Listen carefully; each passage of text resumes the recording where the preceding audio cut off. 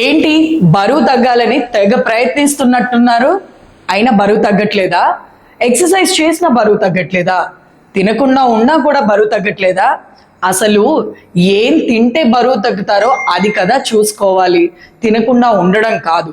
అందులో మెయిన్గా వచ్చేది ఏంటో తెలుసా? డైట్ కాదండోయ్. డైట్తో పాటు ఆయిల్ కూడా బరువుని పెంచిద్ది.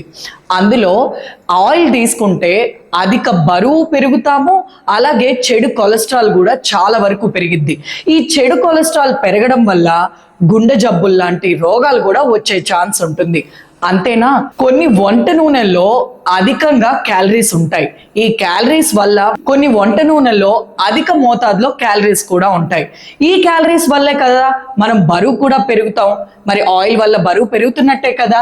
అంతేకాదు, ఈ ఆయిల్లో ఉండే చెడు కొలెస్ట్రాల్ వల్ల ఎన్నో ఆరోగ్య సమస్యలు కూడా వస్తూ ఉంటాయి. మనము బయట ఎక్కువగా చూస్తూ ఉంటాం, ఆయిల్నే మళ్ళీ మళ్ళీ హీట్ చేస్తూ ఉంటారు.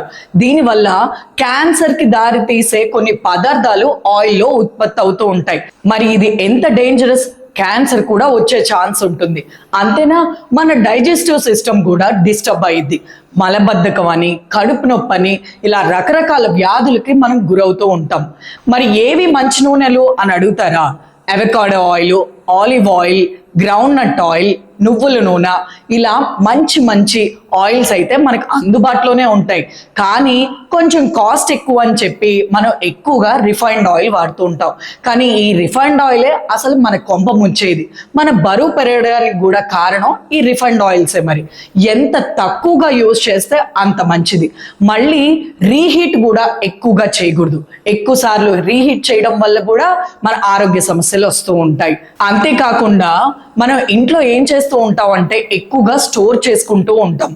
ఆయిల్ని ఒక్కసారి హీట్ చేసిన తర్వాత అదే ఆయిల్ని మళ్ళీ యూజ్ చేయడానికి స్టోర్ చేసుకున్నట్టు ఉంటే గనక అది విషపూరితంగా మారుతుంది. దీనివల్ల కూడా మనం బరువు పెరిగే ఛాన్సెస్ ఉంటాయి, అలాగే ఆరోగ్య సమస్యలు కూడా వస్తాయి. ఇప్పుడు అర్థమైంది కదా ఆయిల్ యూజ్ చేయడం వల్ల ఎన్ని ఆరోగ్య సమస్యలు మరియు బరువు పెరగడానికి కూడా కారణం అని అర్థమైంది కదా. సో ఎంత ఆయిల్ తక్కువగా యూజ్ చేస్తే మనం అంత హెల్తీగా ఉంటాం, అంత బరువు కూడా ఈజీగా తగ్గే ఛాన్సెస్ ఉంటుంది. ఇప్పటి నుంచే ఆయిల్ తగ్గించడం స్టార్ట్ చేయండి.